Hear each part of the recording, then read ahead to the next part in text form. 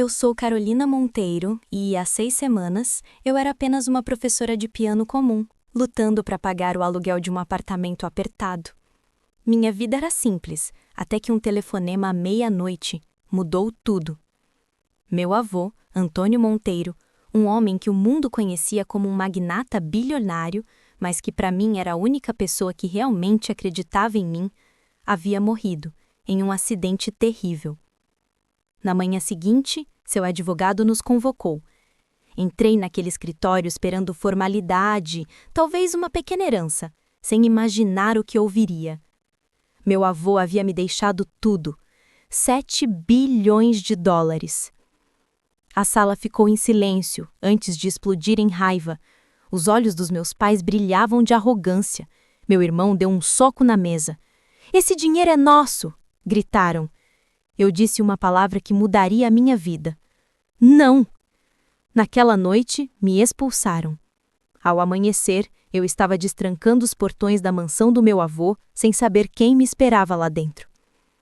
Antes daquela noite, minha vida não tinha glamour. Eu não era rica, nem poderosa, nem sequer notada.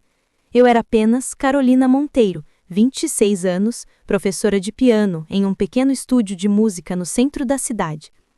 Meus dias eram ocupados com escalas, peças desajeitadas para iniciantes e, de vez em quando, um prodígio cujos dedos voavam pelas teclas como mágica. Meu salário mal dava para aluguel, supermercado e o carro usado que eu rezava para não quebrar na estrada. Mesmo assim, eu não me sentia infeliz. Encontrava beleza nas pequenas coisas, como o rosto de uma criança se iluminando ao tocar sua primeira música. As noites tranquilas, quando eu me aconchegava com partituras e praticava até meus vizinhos baterem na parede, eram meus momentos de paz. Meus pais, porém, nunca entenderam. Para eles, sucesso significava escritórios elegantes, carros caros e conexões sociais. Minha paixão por ensinar música era apenas mais um motivo para olhares de decepção. Sempre me senti estranha na minha própria família. Meu pai, Marcelo Monteiro, obcecado em subir na hierarquia corporativa, raramente falava comigo a menos que fosse para criticar. Minha mãe, Helena Monteiro, se importava mais em manter seu lugar nos círculos sociais certos do que em perguntar como eu estava. Meu irmão Lucas era um menino de ouro, mimado, imprudente e, de alguma forma, sempre perdoado. A única pessoa que me fazia sentir suficiente era meu avô Antônio. Desde pequena, sua mansão não era apenas um local de riqueza, era um refúgio. Lembro-me de correr pelos corredores de mármore sem me importar com as obras de arte inestimáveis nas paredes, apenas com o eco da risada do vovô atrás de mim. Nas tardes de domingo, ele se sentava ao meu lado em seu piano de cauda, com dedos surpreendentemente ágeis para um homem de 70 anos. Ele se inclinava e sussurrava: "Carolina, o dinheiro compra um piano, mas não compra música. Isso vem daqui." E ele batia no meu peito, onde meu coração batia forte. Essas lições iam muito além da música. Meu avô me ensinou que riqueza é uma ferramenta, não uma identidade. Enquanto meus pais passavam a vida se exibindo, meu avô vivia com uma dignidade discreta. Ele dirigia o mesmo sedã preto há anos, usava ternos sob medida mais antigos do que eu e nunca se importou em impressionar ninguém. Eu passava mais fins de semana na mansão dele do que na minha própria casa. Assávamos biscoitos na cozinha enorme, jogávamos xadrez perto da lareira e caminhávamos pelo jardim, onde ele apontava para as rosas que plantara. Ele ouvia de verdade quando eu falava dos meus sonhos. Ao contrário dos meus pais, ele nunca revirava os olhos. Às vezes me perguntava se ele sabia que eu não pertencia àquela família. Se ele visse como minha mãe se encolheu quando escolhi ficar na casa dele em vez de viajar com a família. Ele nunca disse em voz alta, mas pelo jeito que sorria, senti uma promessa. "Um dia, Carolina, você vai entender por que te mantive por perto." Na época eu pensava que isso significava apenas amor. Não percebi que também era um aviso. Era uma terça-feira à noite quando o telefone tocou. Eu estava corrigindo exercícios na mesa da cozinha, ouvindo ao fundo os sons do meu antigo apartamento. Quando vi o número desconhecido na tela, quase não atendi, mas algo dentro de mim disse para atender. Senhorita Monteiro, disse uma voz masculina, grave e formal. Aqui é o policial Daniel, da Polícia Rodoviária Estadual. Lamento informar que seu avô, Antônio Monteiro, sofreu um acidente esta noite. Seu veículo foi atingido por um motorista bêbado. Ele não sobreviveu. O mundo ficou borrado. Minha caneta escorregou da mão, a tinta escorrendo pela página. Meu peito doeu e eu me recusava a acreditar. Meu avô não podia ter ido embora. Ele deveria me ver tocar no recital dos meus alunos no mês que vem, deveria me ligar amanhã para perguntar se eu tinha comido. Mas estava. O funeral foi um borrão de roupas pretas e condolências vazias. A mansão, que antes parecia um porto seguro, tornou-se palco de hipocrisia. Meus pais assumiram o controle de tudo não por amor, mas por orgulho. Reclamaram da funerária pelos arranjos florais, repreenderam fornecedores por não oferecer qualidade suficiente. Minha mãe agarrou as suas pérolas e sussurrou alto: "Você acredita que ele dirigiu sozinho? Um bilionário, e ainda assim agia como um homem comum?" Meu pai permaneceu rígido, maxilar cerrado, já calculando. Seus olhos não estavam vermelhos de tristeza. Estavam afiados, inquietos, como se fizesse contas de cabeça, ativos, ações. E então havia Lucas. Meu irmão encostava numa coluna de mármore, mexendo no celular, suspirando como se tudo aquilo fosse um incômodo. Quando perguntei se estava bem, deu de ombros. "Vou melhorar quando soubermos o que vamos receber." Queria gritar. Como eles podiam falar de dinheiro na mesma sala onde a vida do meu avô estava sendo homenageada? Fiquei perto do caixão, olhando para o rosto sereno dele. Parecia quase dormindo, com as mãos cruzadas sobre o peito. Sussurrei para ninguém ouvir. "Vou te deixar orgulhoso, vovô, eu prometo." Mas percebi que era a única a sentir isso. Meus tios, que não me visitavam há anos, choraram para as câmeras e pararam quando os fotógrafos se afastaram. Meus pais fingiram simpatia, mas seus sorrisos sumiam sempre que alguém mencionava a fortuna do vovô. Quando a cerimônia terminou, fiquei ali, sem querer deixá-lo para trás. Aquela casa, aquele jardim, aquele piano, tudo agora parecia assombrado.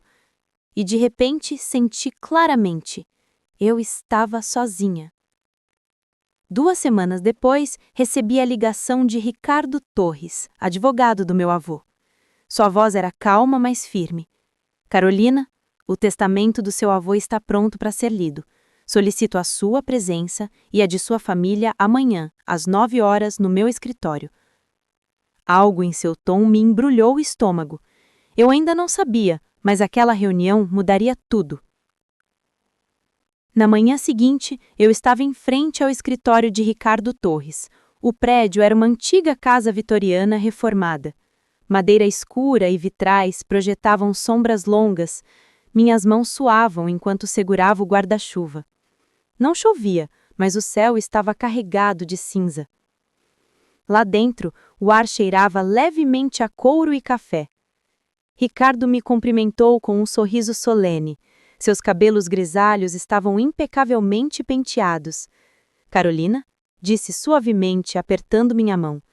"Seu avô falava muito de você. Ele estava orgulhoso." Engoli em seco. "Obrigada", consegui murmurar. Antes que eu pudesse dizer mais, a porta se abriu de repente. Meus pais entraram como se fossem donos do lugar. Marcelo Monteiro ajustou seu relógio caro com um estalar de dedos. Helena avançou com passos firmes, de saltos que estalavam no piso de madeira. Atrás deles, Lucas entrou curvado, de óculos escuros, camisa meio enfiada na calça, sorriso irônico no rosto. "Vamos acabar logo com isso", meu pai latiu. "Todos sabemos como funciona. Eu construí o império, e agora, como único filho, vou administrá-lo." O sorriso educado de Ricardo não vacilou, mas notei um brilho nos olhos dele.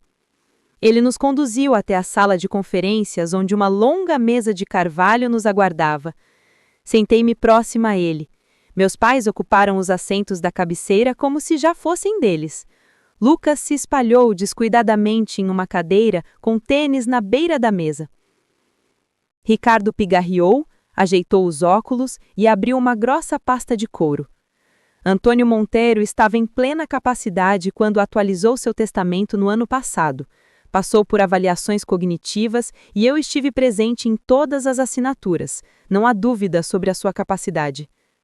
Meu pai acenou impaciente. Sim, leia.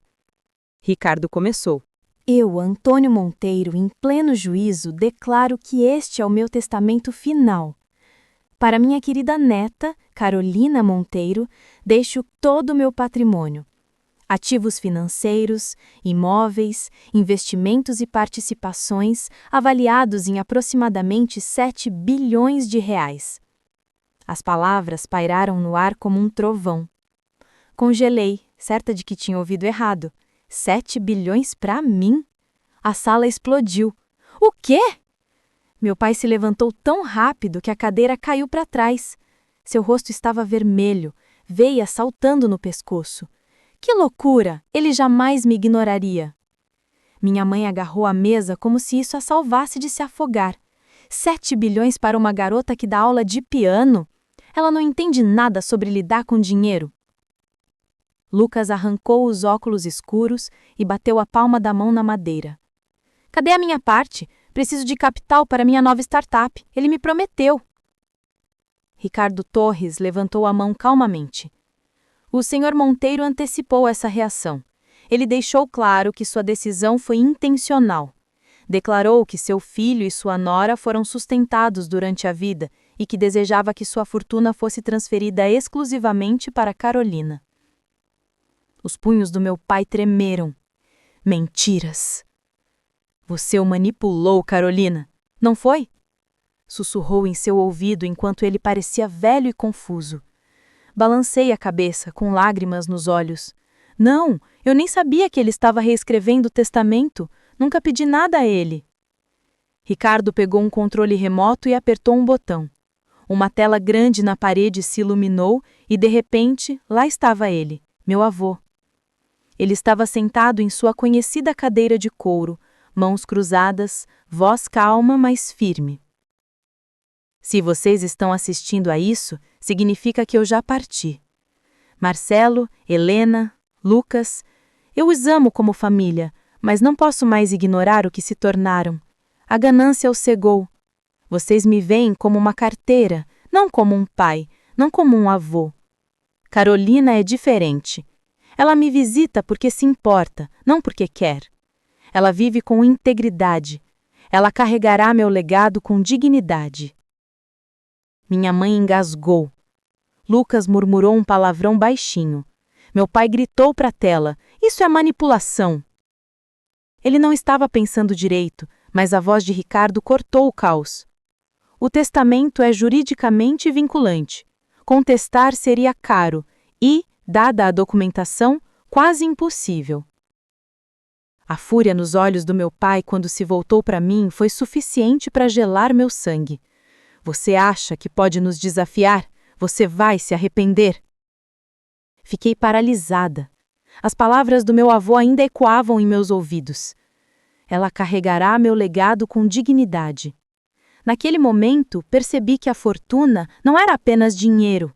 Era um peso, um teste, uma responsabilidade, e minha família faria tudo o que pudesse para tirá-la de mim.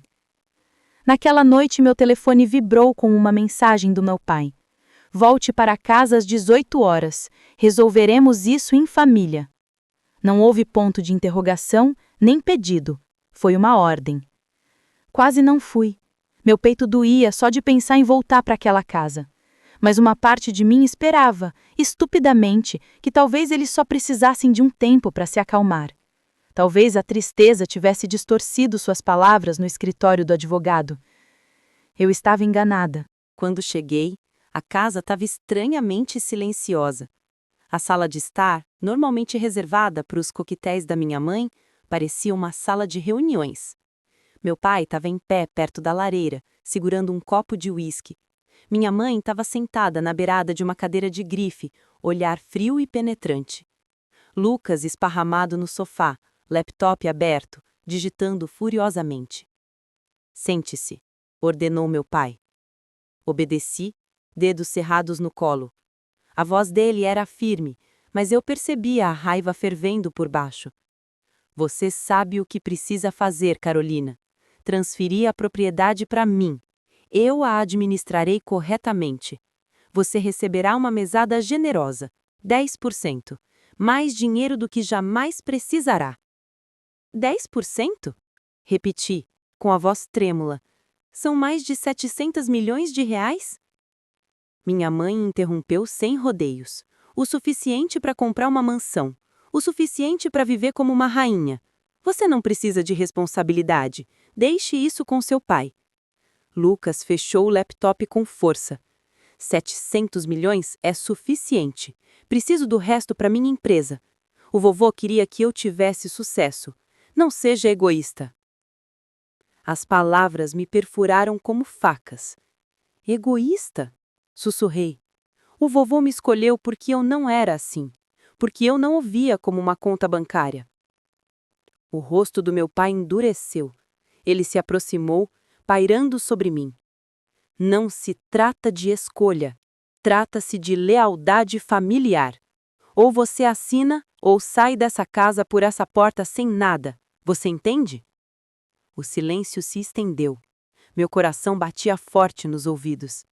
Pensei no meu avô, em suas risadas, em suas lições, no jeito como ele dizia que dinheiro era apenas uma ferramenta. Pensei no sorriso dele quando eu tocava piano. Não porque eu fosse perfeita, mas porque eu era eu. Levantei o queixo. Não. A sala explodiu. Minha mãe se levantou de um pulo, voz estridente. Sua pirralha ingrata, depois de tudo o que fizemos por você? Escolas particulares, aulas, teto sobre a sua cabeça, você ousa nos desafiar? Aproveite ser rica e sozinha. Você voltará rastejando quando perceber que dinheiro não pode te abraçar à noite. Mas foram as palavras do meu pai que mais feriram. Sua voz se transformou num sussurro perigoso. Se você sair dessa casa hoje à noite, Carolina, não é mais minha filha. Não volte, não ligue, não espere um pingo de ajuda. Você estará morta para nós. Minha respiração ficou presa. Uma parte de mim queria chorar, implorar para que ele voltasse atrás. Mas outra parte, a que meu avô havia nutrido, permaneceu firme. Acho que estou morta para vocês há anos, disse baixinho. Vocês nunca me viram, só viram o que quiseram. O rosto do meu pai se contorceu de fúria. Ele agarrou meu braço, me puxando em direção à porta da frente. Minha mãe o seguiu, gritando ordens como um general. Faça uma mala, 30 minutos. Depois disso, as fechaduras serão trocadas. Entrei cambaleando no meu quarto de infância, paredes ainda cobertas de troféus antigos de recitais e pôsteres desbotados. Minhas mãos tremiam enquanto enfiava as roupas numa mochila. Peguei meu passaporte, a colcha da minha avó, a foto minha e do meu avô ao piano. Para onde quer que eu olhasse, via fantasmas da garota que eu costumava ser, da família que eu pensava ter. Quando voltei para o corredor, meu pai estava esperando, braços cruzados, olhar frio. Ele abriu a porta da frente e gesticulou para fora. Fora! O ar da noite estava gelado quando saí na varanda. Minhas malas pareciam mais pesadas do que realmente eram. A voz da minha mãe me seguiu. Você vai se arrepender, Carolina. Dinheiro não vai te manter aquecida. Família é para sempre. Virei-me, voz firme, apesar das lágrimas nos olhos. Então por que me jogaram fora? A porta bateu atrás de mim. E assim, de repente, eu estava sem teto, mas não estava derrotada. No meu bolso havia uma pequena chave de latão gravada com as iniciais do meu avô, a chave da mansão dele, o único lugar que ainda me fazia sentir em casa. Agarrei-a com força. Se achavam que podiam me tirar tudo, estavam enganados. Era só o começo. A viagem até a propriedade do meu avô pareceu mais longa do que realmente foi. Meu velho sedã chacoalhava pela estrada escura, faróis cortando a névoa.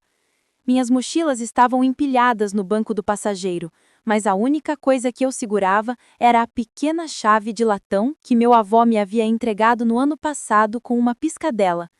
Um dia você pode precisar disso, Carolina. Nunca imaginei que ele estivesse falando de agora. Quando os portões de ferro da mansão Monteiro apareceram, meu peito apertou. Eram sentinelas contra a noite, altos e imponentes, com o brasão da família esculpido no centro. Por um momento hesitei. Será que conseguiria cruzar aquele limiar sem ele aqui? A casa pareceria vazia sem seu riso? Mas então me lembrei da batida da porta dos meus pais, da firmeza na voz do meu pai. Eu não tinha mais nenhum lugar. Esta mansão era tudo o que me restava. A chave deslizou na fechadura com facilidade surpreendente. Os portões se abriram com um rangido e eu dirigi pela entrada sinuosa, ladeada por velhos carvalhos cujos galhos pareciam se curvar em boas-vindas. Quando a mansão surgiu, prendi a respiração. Suas janelas brilhavam suavemente, como se a própria casa estivesse me esperando. Estacionei na entrada circular e subi os degraus até a porta da frente. Minha mão tremia enquanto girava a chave. A fechadura fez um clique. A porta se abriu e o cheiro me atingiu instantaneamente. Esmalte de limão e cedro, o mesmo aroma que eu conhecia desde a infância. Entrei. O grande saguão se estendia à minha frente, piso de mármore brilhando sobre o lustre. Meus pés ecoaram alto como se a casa percebesse a minha entrada. Eu quase esperava que meu avô surgisse no topo da escada, me repreendendo por chegar atrasada ao jantar de domingo, mas o silêncio era absoluto.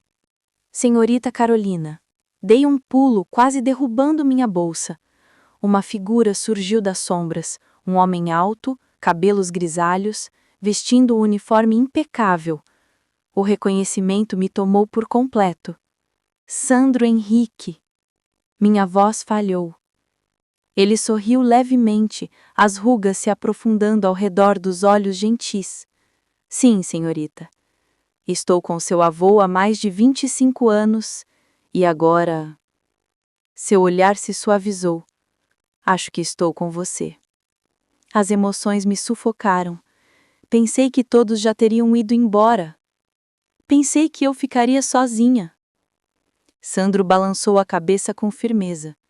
O senhor Monteiro previu problemas, disse-me. Se algo acontecer, proteja a Carolina. Ela é a verdadeira herdeira. Ele deixou instruções detalhadas. Lágrimas brotaram nos meus olhos. Claro que sim. Meu avô estava sempre 5 passos à frente. Sandro me conduziu até o escritório, onde a lareira já crepitava. Eu mantenho a casa funcionando, explicou. Ele insistiu que ela permanecesse pronta, aconteça o que acontecer. Um dia você poderá precisar de um refúgio aqui. Afundei em uma das poltronas de couro, as chamas aquecendo minha pele gelada. Pela primeira vez naquela noite, senti o peso da segurança, ainda que fosse passageiro. O que acontece agora, Sandro? Perguntei baixinho. Minha família não vai deixar isso passar. Eles já me ameaçaram. A expressão dele se fechou. Eles vieram aqui uma vez, depois do funeral. Tentaram levar coisas, joias, documentos. Eu os impedi. Mas o senhor Monteiro sabia que eles voltariam. Foi por isso que ele se preparou. Você verá amanhã. Amanhã? Perguntei. Sandro assentiu. Ricardo Torres, o advogado, virá visitá-la. Há arquivos, gravações e até cartas que seu avô deixou para você. Ele construiu um muro de proteção ao seu redor, Carolina, mas você precisa se manter firme. Recostei-me, segurando a colcha que tinha trazido do meu quarto de infância. A casa vibrava de vida ao meu redor. O tic-tac do relógio de pêndulo, o crepitar do fogo, o som discreto das câmeras de segurança que eu não tinha notado antes. Pela primeira vez desde a leitura do testamento, senti algo mais forte que medo: determinação. Se minha família quisesse guerra, descobririam que eu não estava sozinha. A mansão do meu avô não era apenas uma casa, era uma fortaleza, um legado, e eu estava pronta para defendê-lo. Naquela noite, dormi no quarto de hóspedes que sempre usei quando criança. Os lençóis estavam limpos e um livro que eu havia deixado meses antes ainda estava no criado mudo, com um marcador de página cuidadosamente guardado dentro. Era como se meu avô soubesse que eu voltaria, não como visitante, mas como alguém que pertencia àquele lugar. Acordei na manhã seguinte com o som de vozes lá embaixo. Por um momento entrei em pânico. Minha família já tinha me encontrado? Peguei meu celular e me arrastei até o patamar, apenas para ver Sandro na porta da frente falando calmamente com uma figura familiar. Senhorita Carolina, chamou ele gentilmente. É o senhor Torres. O alívio me invadiu.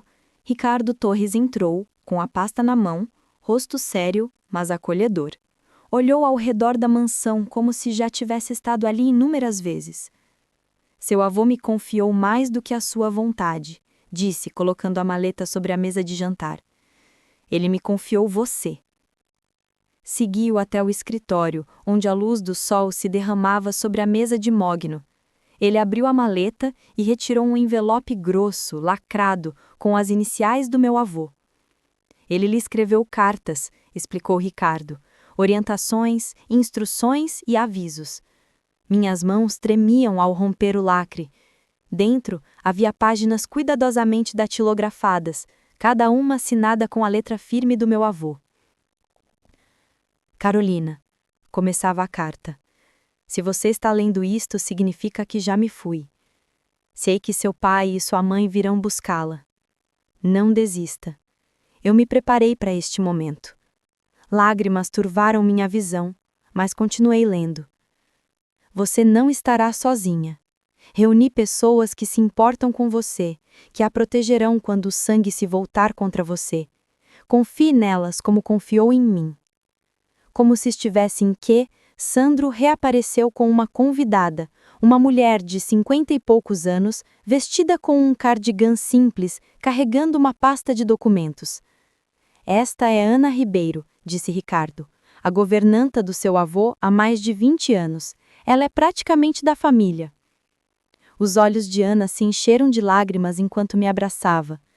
Ah, Carolina, você é igualzinha à sua mãe quando era jovem, antes que a ganância a endurecesse. Seu avô te adorava. Ela colocou a pasta sobre a mesa. Estes são diários. Sua avó registrava cada visita, cada pedido que seu pai fazia, cada gentileza que você oferecia. Eles provam por que seu avô tomou essa decisão. Folheei um deles. A letra da minha avó dançava pela página. Marcelo voltou pedindo dinheiro. Quando dissemos não, ele saiu furioso. Carolina chegou mais tarde com sopa. Ela ficou até a febre de Harold baixar. Cada anotação era como uma faca e um bálsamo. Uma prova dolorosa da negligência dos meus pais, mas uma validação inegável do meu vínculo com os meus avós. Antes que eu pudesse assimilar, outra batida na porta. Sandro voltou com uma mulher alta carregando uma bolsa para laptop. Esta é Rosana Martins, apresentou Ricardo, sócia do seu avô há mais de 20 anos. Ela é praticamente da família. Rosana me deu um aperto de mão firme.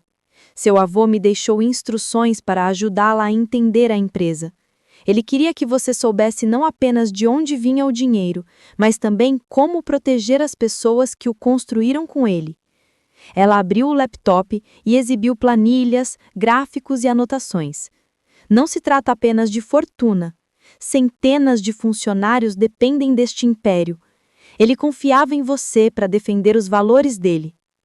Outra onda de emoções me percorreu. Eu não estava apenas herdando dinheiro, estava herdando vidas. Ao meio-dia, mais aliados chegaram. Jorge Pacheco, consultor de investimentos que administrou o portfólio do meu avô por décadas, trouxe pastas cheias de registros transparentes, mostrando o cuidado com que meu avô havia planejado. Carlos Ramos, administrador do patrimônio, supervisionava a manutenção dos jardins. Ele revelou imagens atualizadas das câmeras de segurança que meu avô havia mandado instalar após suspeitar da interferência do meu pai. O juiz João Henrique, amigo da família, me cumprimentou com um aceno solene. Seu avô me pediu para atuar como testemunha neutra em caso de litígio. Não permitirei que seus desejos sejam distorcidos. A sala se encheu de vozes, papéis, evidências. Durante horas explicaram tudo o que meu avô havia feito para se preparar. Cada detalhe, cada precaução era como um fio entrelaçado em uma rede projetada para me sustentar caso eu caísse. Quando a última pasta foi fechada, recostei-me, sobrecarregada. Ele sabia que isso aconteceria, sussurrei. Ricardo colocou a mão sobre a minha. Sim, e ele confiava que você seria mais forte do que eles. Sandro endireitou os ombros. Seu pai veio aqui depois do funeral. Tentou levar joias e documentos. Ele não vai parar. Voltará e trará os outros. Mas desta vez, Carolina, você estará pronta. O fogo crepitava na lareira. Olhei ao redor da sala para os rostos leais, determinados, unidos. Eles não eram do meu sangue, mas naquele momento pareciam mais família do que qualquer pessoa que eu já conheci. Enxuguei os olhos e me levantei. Se quiserem vir atrás de mim, que venham. Não vou fugir. Não vou desistir do que o vovô me confiou. A mão de Ana apertou a minha. Esse é o espírito. Ele ficaria orgulhoso.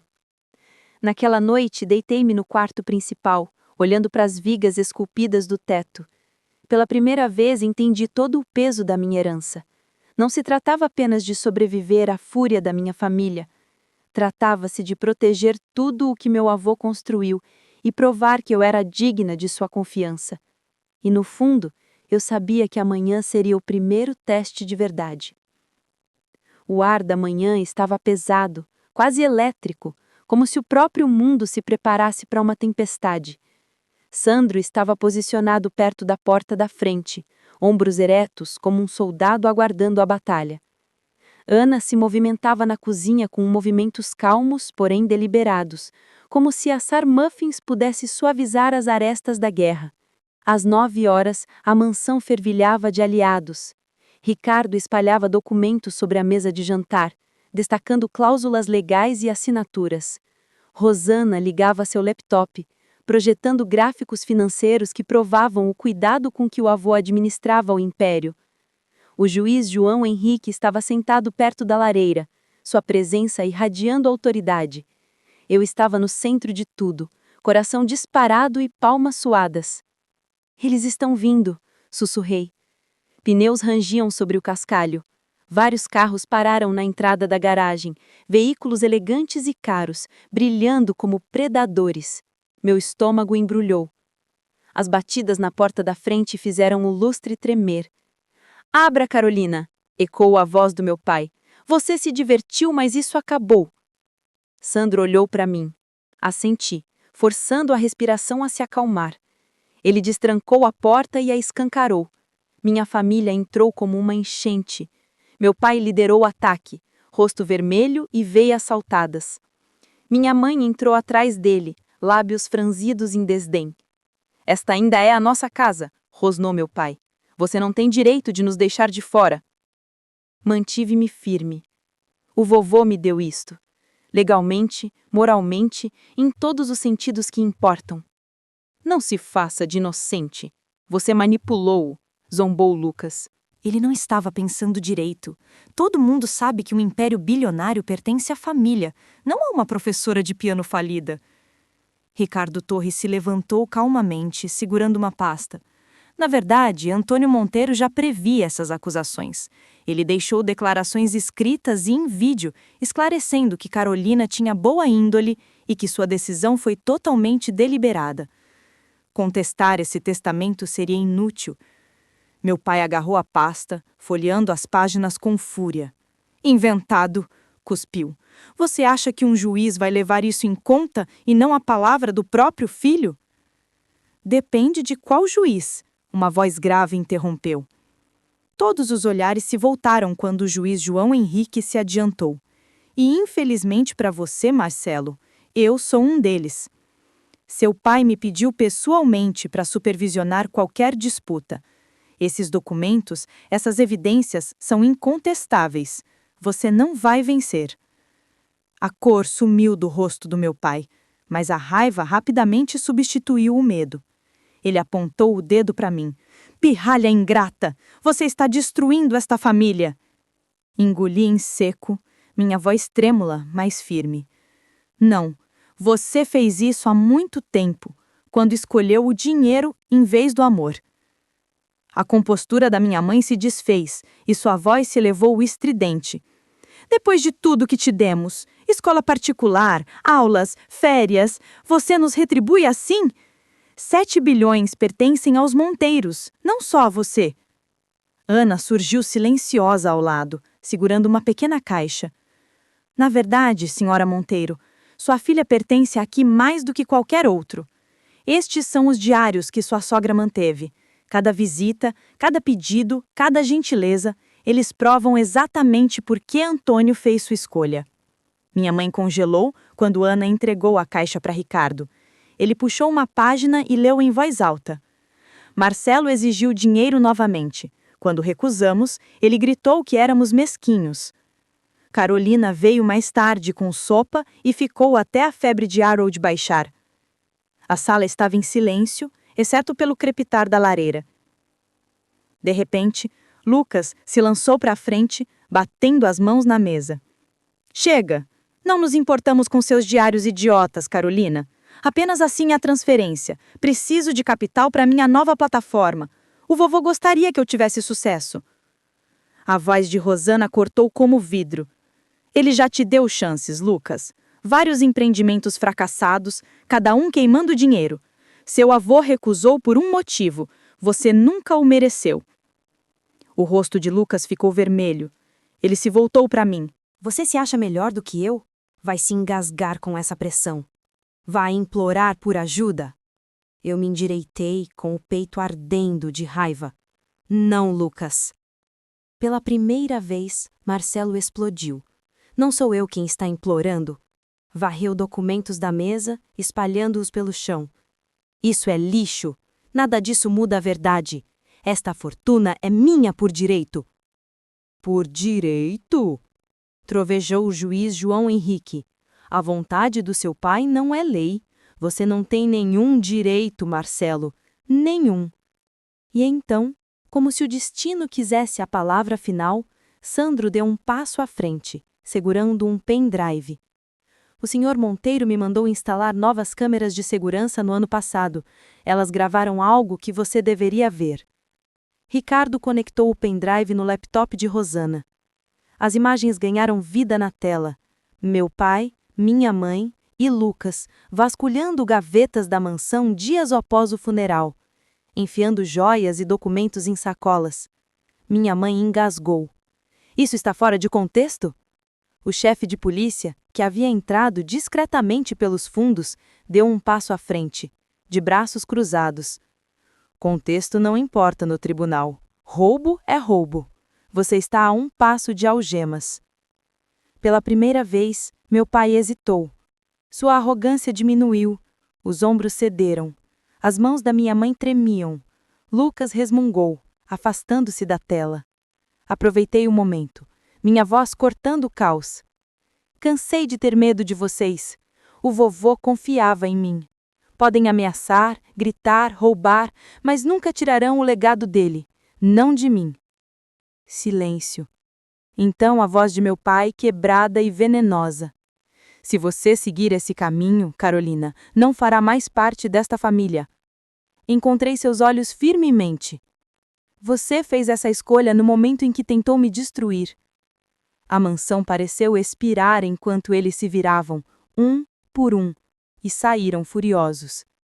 Seus passos ecoavam pelo corredor de mármore, portas batendo, motores rugindo enquanto seus carros desapareciam pela entrada. Fiquei paralisada, com o peito arfando, os joelhos ameaçando ceder, mas depois senti uma mão no meu ombro, o aperto calmo e firme de Ricardo. Você conseguiu. Se manteve firme pela primeira vez. Eu acreditei nele. A casa ficou em silêncio depois que eles saíram. Um silêncio assustador. Sem gritos, sem ameaças, sem passos ecoando pelos corredores, apenas o tic-tac constante do relógio de pêndulo e o crepitar da lareira. Fiquei em silêncio, olhando para a porta que acabara de se fechar atrás da minha família. Por um momento não me senti vitoriosa. Senti-me vazia. Meu peito doía, como se alguém tivesse arrancado o último pedaço frágil de esperança de reconciliação que eu tinha. Mas depois pensei no vovô. Quase conseguia ouvir sua voz no meu ouvido. Mantenha-se firme, Carolina. A dignidade não pode ser roubada, a menos que você a entregue. Percebi que ainda não tinha revelado nada.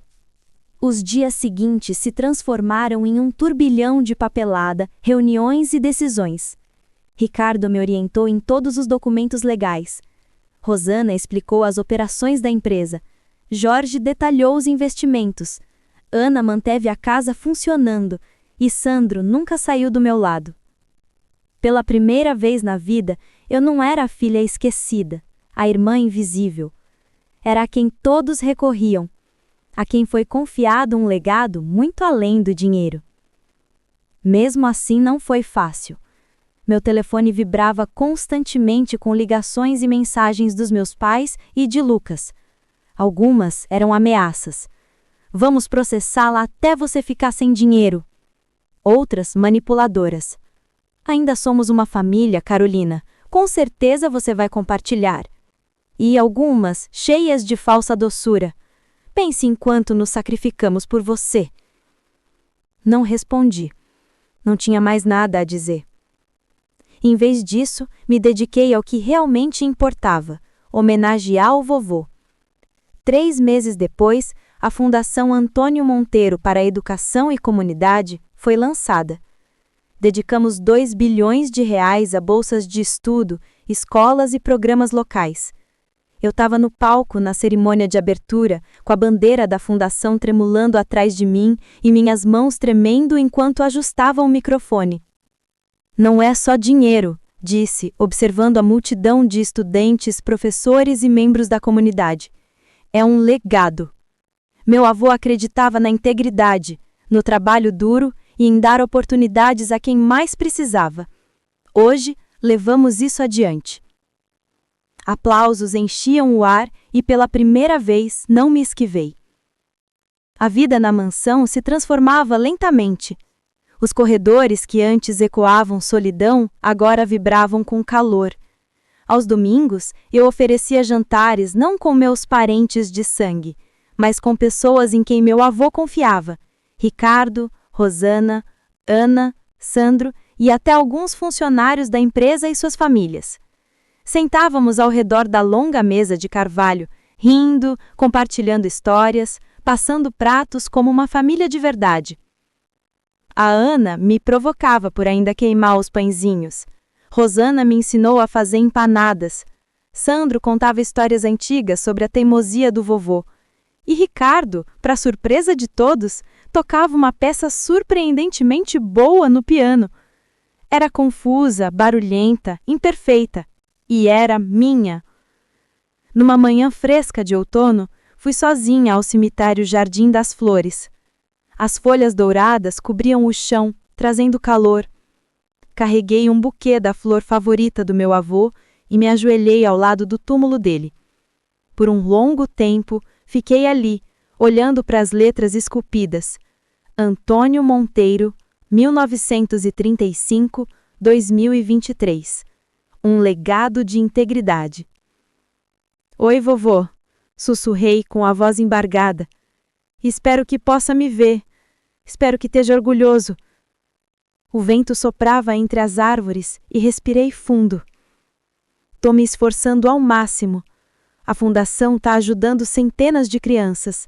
Algumas serão as primeiras de suas famílias a ir para a faculdade. Seus funcionários estão sendo bem cuidados. A empresa continua prosperando. E acho que finalmente entendi. Nunca se tratou de bilhões, mas dos valores por trás deles, de usar a riqueza para construir, não para destruir. Lágrimas turvaram meus olhos, mas eu sorri através delas. Prometi que continuaria levando isso adiante. Não deixarei seu nome ou sua confiança serem desperdiçados. Uma rajada de vento soprou pelo cemitério, espalhando folhas ao meu redor. Por um instante, pareceu uma resposta. Naquela noite, sentada no piano de cauda na mansão, meus dedos se movendo pelas teclas, senti algo que não sentia há muito tempo. Paz. Sim, minha família de sangue havia me virado as costas. Sim, eles tentaram me destruir. Mas eu não estava destruída. Eu havia construído algo novo, mais forte. Uma família de escolhas, uma missão maior do que eu. E sabia que aquilo era apenas o começo.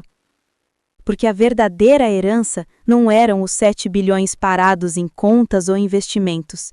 Era o fogo dentro de mim. A determinação de viver com integridade, proteger o que importava e levar adiante as lições de um homem que foi mais que bilionário. Meu herói, meu professor, meu porto seguro, meu avô. E enquanto tocava a última nota, o som ecoando pela mansão que ele um tempo enchera de risos, sussurrei no silêncio. Eu nunca vou te deixar. A história de Carolina nos lembra que riqueza verdadeira vai muito além do dinheiro acumulado. Herança, fortuna e propriedade são apenas ferramentas. O que realmente importa é como escolhemos usá-las.